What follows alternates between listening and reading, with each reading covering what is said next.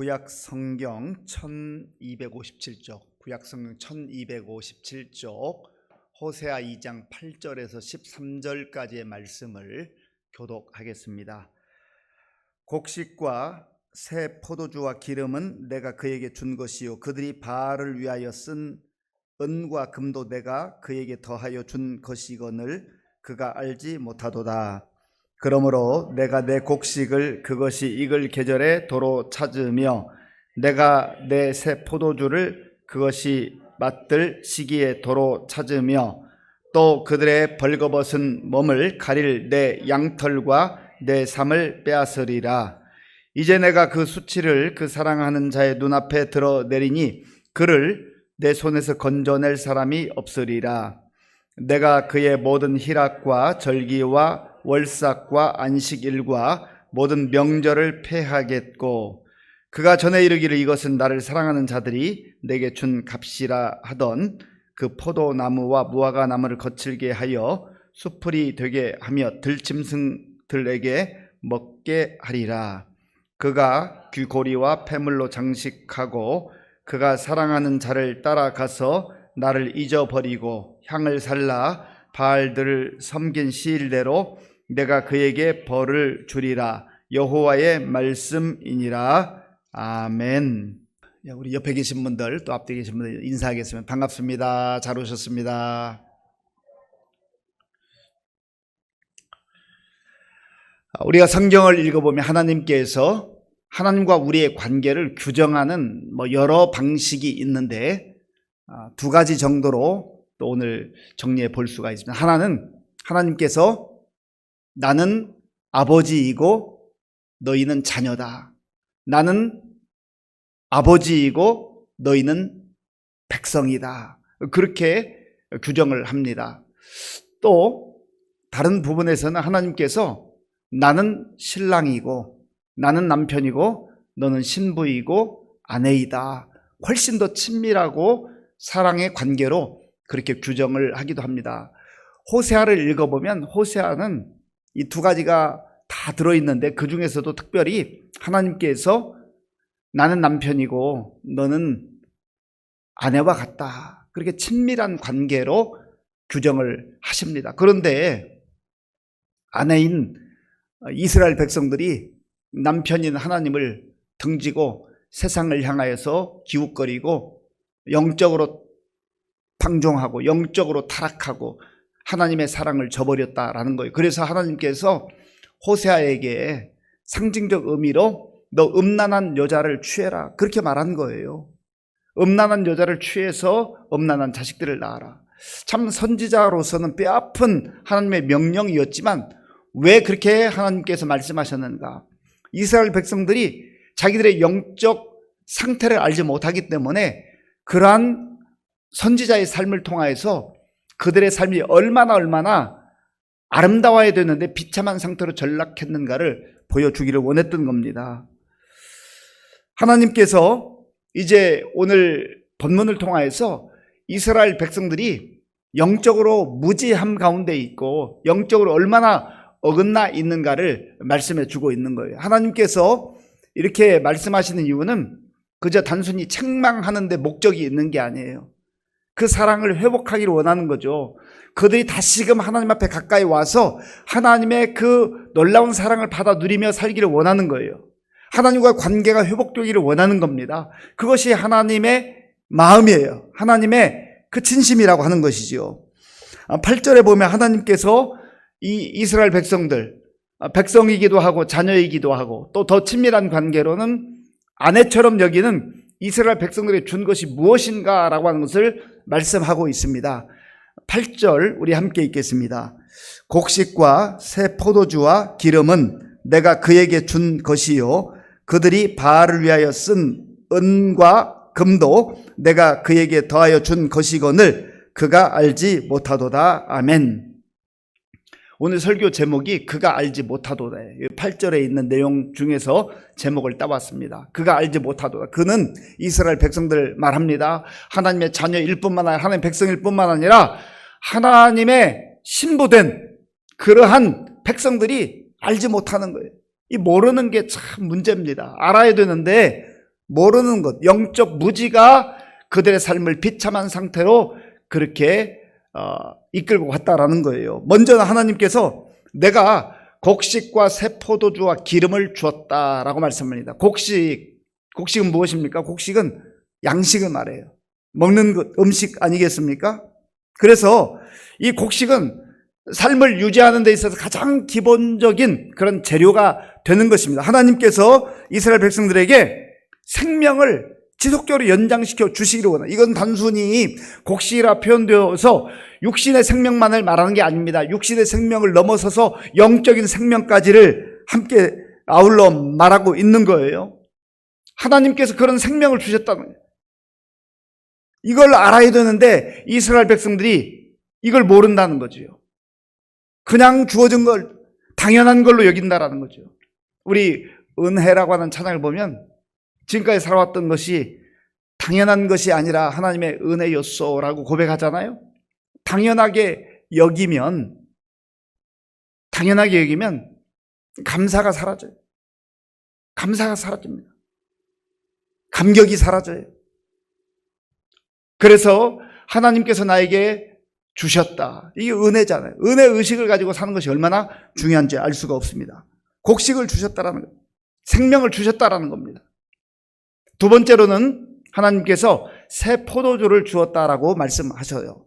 여기 새 포도주는 이스라엘 백성들에게 있어서 축제를 말합니다. 축제.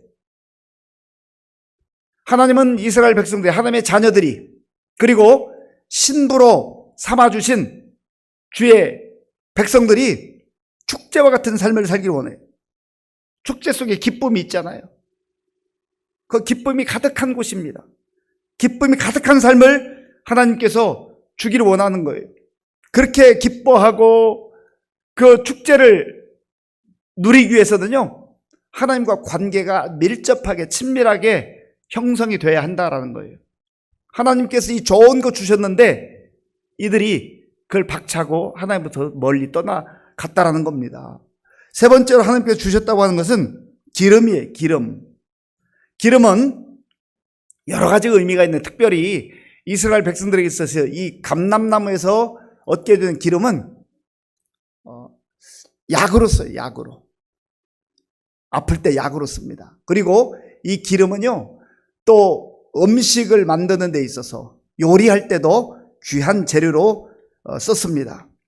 그리고 또한 이 기름은 어두울 때, 그때는 뭐 전기시설이 없을 때니까 어두울 때 어둠을 물리치는 빛으로서의 등불의 역할도 했어요.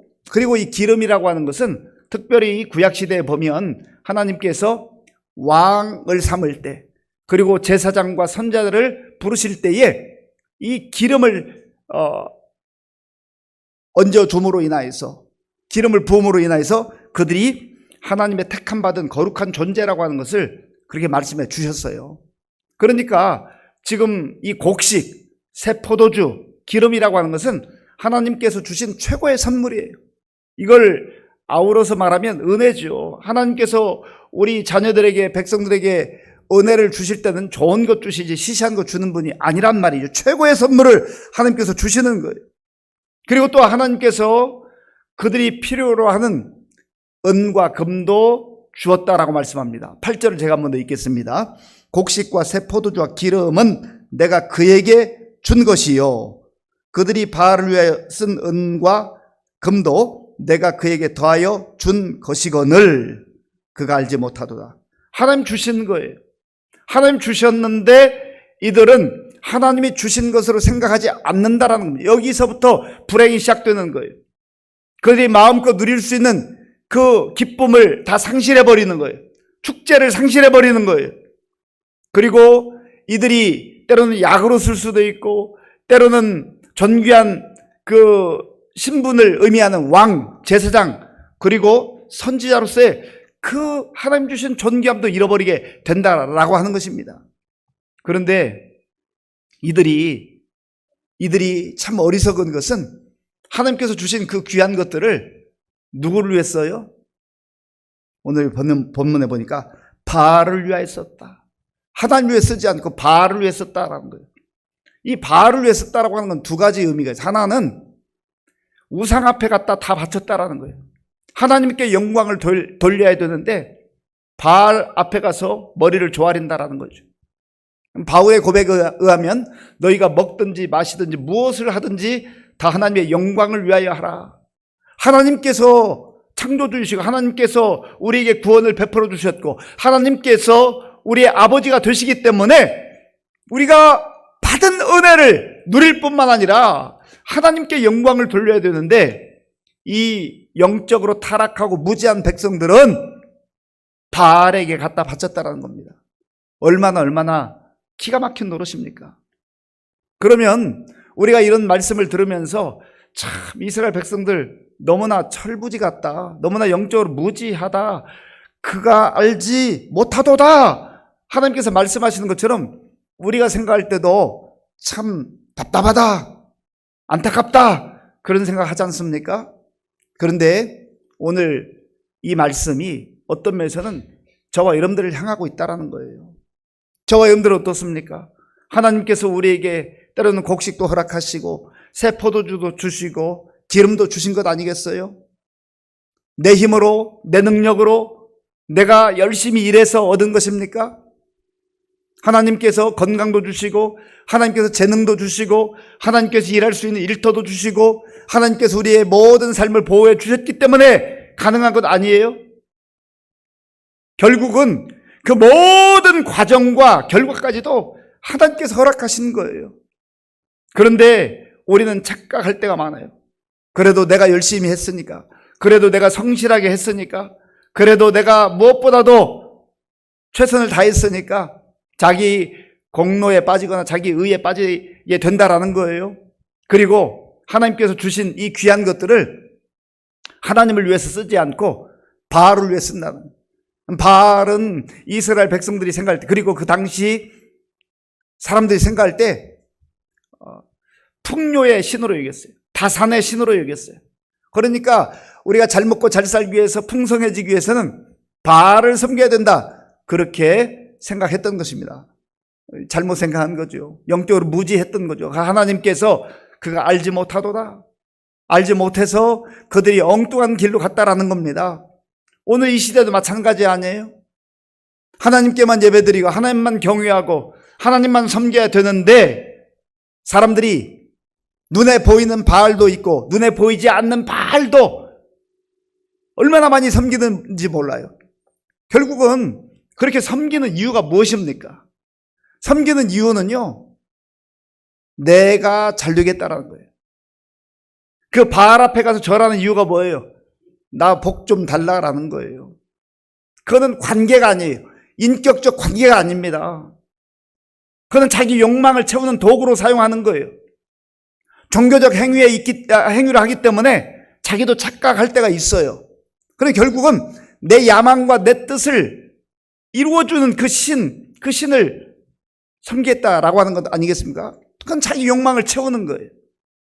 하나님께서 우리에게 요구하시는 것은 물론 복을 주신다고 했지만 그러나 복보다 훨씬 더 중요한 것은 하나님과의 관계라고 하는 겁니다. 하나님과 관계, 하나님과 인격적 관계. 그래서 사람들은 하나님 손에 돈이 있는가, 어떤 선물이 있는가, 그걸 찾는 거예요. 그런데 하나님은 그거 쳐다보지 말고 그거 중요한 게 아니라 나를 좀 봐라, 나를 봐라. 내가 너에게 최고의 선물이다. 하나님이 이것을 말씀하시기를 원하는데 사람들은 하나님의 얼굴을 바라보지 아니하고 하나님 손에 무엇이 있는가, 내가 원하는 그걸 자꾸 찾는 그러한 모습으로 전락하고 있다는 겁니다. 그 심지어 예수 믿는다고 하면서도 신앙생활 한다고 하면서도 내가 교회 다닌다고 하면서도 내가 하나님 백성이라고 하면서도 신앙생활을 어떤 경우는 마치 우상을 섬기는 것과 같은 그러한 모습으로 행할 때도 있다는 거예요. 이것이 바로 기복주의죠. 기복주의. 우리가 복을 갈망하고 복을 위해서 기도하는 것은 하나님께서 복 주시기를 원하시기 때문에 그거 잘못된 건 아닙니다. 그러나 어떤 경우는 하나님은 구하지 않고 복만 구하려고 하는 거예요. 하나님과의 인격적 관계를 맺으려고 하지 않고 그냥 복만 주면 좋겠다라는 거예요. 그러나 하나님은 나하고 인격적 관계를 맺자. 이것이 바로 우리 신앙의 가장 중요한 첫 출발점이자 하나님께서 원하시는 과정이라고 하는 것입니다. 그래서 하나님께서 이스라엘 백성들이 이러한 영적 무지 가운데 있기 때문에 그들을 향하여서 아주 따끔한 그런 말씀을 하셔요. 그 내용이 9절에 있습니다. 9절 제가 읽겠습니다. 그러므로 내가 내 곡식을 그것이 익을 계절에 도로 찾으며 내가 내 새 포도주를 그것이 맛들 시기에 도로 찾으며 또 그들의 벌거벗은 몸을 가릴 내 양털과 내 삶을 빼앗으리라. 아멘. 하나님께서 내 곡식을 그리고 내 새 포도주를 내가 찾을 것이다. 이것은 원래 우리 것이 아니에요. 하나님께서 주신 선물이죠. 하나님께서 주신 은혜죠. 그런데 이들이 하나님의 영광을 위해 살아가지 않고 정말로 오히려 하나님의 마음을 아프게 하기 때문에 기다렸지만 그들이 돌이키지 않을 때 내가 그걸 다시 찾겠다라고 하는 겁니다. 우리가 어떤 경우에는 아무런 잘못이 없는 것처럼 보이는데 고난을 당하는 경우가 있습니다. 또 어떤 경우는 내가 부족해서, 내가 실수해서, 내가 잘못해서 혹은 죄를 지어서 당하는 고난도 있을 수 있습니다. 고난의 종류를 우리가 잘 분별을 해야 됩니다. 이 고난이 다가올 때 참 힘들어요. 아파요. 몸도 아프지만 마음도 아파요. 그때에 그런 상황들을 우리가 잘 살펴봐야 합니다. 왜 이런 일이 나에게 왔는가? 어떤 경우는 이유를 알 수 있는 경우도 있고 어떤 경우는 욥의 경우와 같이 알 수 없는 경우도 있습니다. 어떤 경우든 정말 하나님과 나와의 관계가 지금 어떤 관계인가? 나는 하나님과의 관계가 어떤 관계 가운데 살아가고 있는가? 이것을 깊이 돌아볼 수 있어야 한다라고 하는 거예요. 특별히 지금 여기 있는 이스라엘 백성들처럼 하나님을 등지고 떠나가서 관계가 멀어지고 관계가 깨어지는 이러한 상황에 있다고 한다면 빨리 돌아와야 되죠. 빨리 관계를 회복해야 되죠. 그러지 않으면 이제 점점점 가지고 있는 것도 빼앗기고 수치와 부끄러움을 당할 수밖에 없다라는 겁니다. 하나님께서 그들이 가릴 그 양털과 삶, 이거는 의복을 만드는, 옷을 만드는 재료잖아요. 이것을 내가 빼앗아 버릴 것이다. 그거 빼앗아 버리면 어떻게 돼요? 결국은 부끄러움과 수치 가운데 떨어질 수밖에 없다라고 하는 거예요. 자, 10절 말씀. 우리 10절 함께 읽겠습니다. 이제 내가 그 수치를 그 사랑하는 자의 눈 앞에 드러내리니 그를 내 손에서 건져낼 사람이 없으리라. 아멘. 이제 내가 그 수치를 그 사랑하는 자의 눈앞에, 여기서 그 사랑하는 자라고 하는 것은 하나님이 아니라요, 그들이 사랑하는 우상을 말합니다. 그들이 사랑하는 세상의 것을 말해요. 그들 앞에서 부끄러움을 드러내게 할 것이다. 수치를 당하게 할 것이다. 그리고 하나님께서 그렇게 하시면 이것을 막을 길이 없다라는 겁니다. 그런데 이스라엘 백성들이 여전히 겉으로는 신앙생활을 하는 것처럼 보여요. 이들이 예배도 드리고 기도도 하고 그리고 성전에 가기도 합니다. 자, 11절 보세요. 11절. 내가 그의 모든 희락과 절기와 월삭과 안식일과 모든 명절을 폐하겠고. 아멘. 이들이 절기도 지키고 월삭도 지키고 안식일도 지키고 이런 종교적 행위를 하고 있어요. 안 하는 게 아니에요. 그러니까 자기들도 속아 넘어가는 거예요. 우리가 하나님께 예배를 드린다라는 거예요. 우리가 하나님의 말씀을 가지고 있다라는 거예요. 그러니까 더 속아 넘어가기가 쉽습니다. 하나님께서 그들의 그 마음을 꿰뚫어 보고 계시는 것이죠. 그 결국은 하나님이 이렇게 말씀하시는 것은 그들이 부끄러운 일을 당하고 수치를 당하게 될 때에 우리가 왜 이런 상태가 됐는가를 깨닫고 주님 앞에 돌아오게 된다는 거예요. 그 전에라도 돌아오면 좋은데 이들이 마음이 강팍해져서 하나님께서 말씀하셔도 귀를 닫아버리는 거예요. 마음문을 닫아버리는 거예요. 듣지 않는 거예요. 그리고 하나님 말씀도 잊어버리고 하나님도 잊어버린다라는 겁니다. 13절 말씀, 13절 우리 함께 읽겠습니다. 그가 귀고리와 패물로 장식하고 그가 사랑하는 자를 따라가서 나를 잊어버리고 향을 살라 바알들을 섬긴 시일대로 내가 그에게 벌을 주리라. 여호와의 말씀이니라. 아멘. 그가 귀고리와 패물로 장식을 했다. 아름답게 요란하게 장식하고 꾸미는 겁니다. 그것도 다 하나님께 주신 거잖아요. 내가 그들에게 은도 주었고 금도 주었는데 그들이 일부분은 우상에 갖다 바치고 또 자기들의 겉모양을 아름답게 치장하고, 그리고 그가 사랑하는 자를 따라, 여기 사랑하는 자는 하나님이 아니라 우상이에요. 우상을 따라가서 그 다음 뭐라고 돼 있어요? 나를 잊어버리고. 13절 그 중간 부분에 그들이 나를 잊어버리고, 이걸 말씀하시기를 원하는 거예요. 나를 다시금 기억해라. 내가 너에게 준 언약을 기억해라. 사실 서론에 말씀드린 것처럼 이 부부 관계는요, 남편과 아내의 관계는 언약의 관계거든요. 언약의 관계.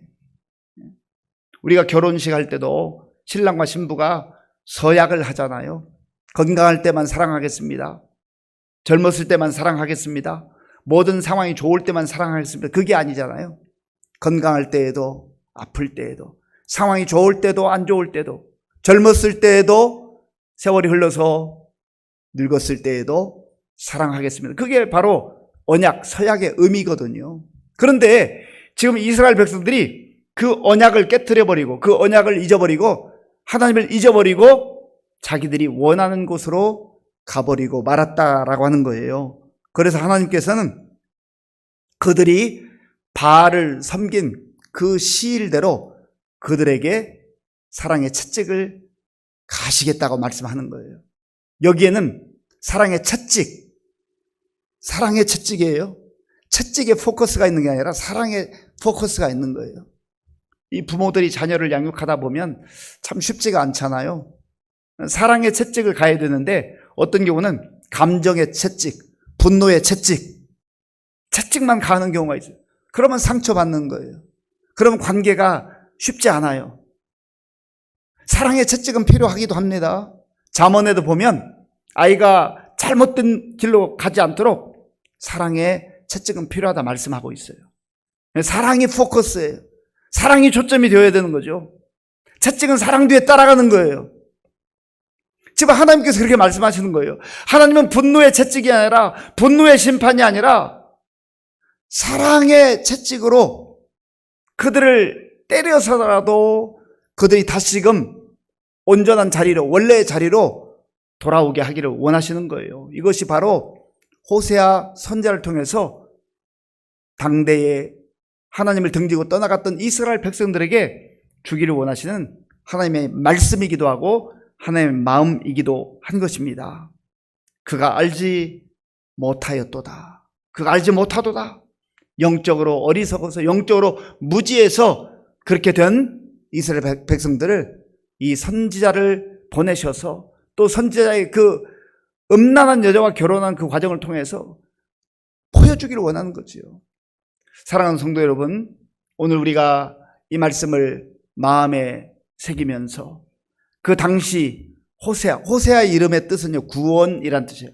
하나님께서 구원을 베푸신다 라고 하는 그런 의미가 있습니다. 그리고 결국 하나님은 구원하기를 원하시는 거예요.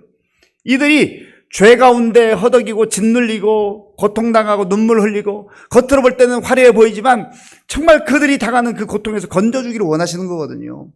그래서 그들이 잊어버린 하나님을 다시금 기억하고 또 멀어진 하나님과 관계가 회복되기를 원하셔서 선지자를 통해서 이 말씀을 주셨던 겁니다. 오늘 우리 각자에게 하나님께서 깨닫게 하시는 그러한 말씀이 내 마음에 울릴 때에 내가 정말 주님과의 관계가 어떤가라고 하는 것을 다시 한번 돌아보시고, 정말 하나님과 친밀한 관계 속에서 하나님의 그 풍성한 은혜를 또 우리도 누리고 또 우리 주변에 또 우리가 가는 곳마다 그렇게 나누며 축복의 통로로 쓰임받을 수 있는 저와 여러분들이 될 수 있기를 바랍니다.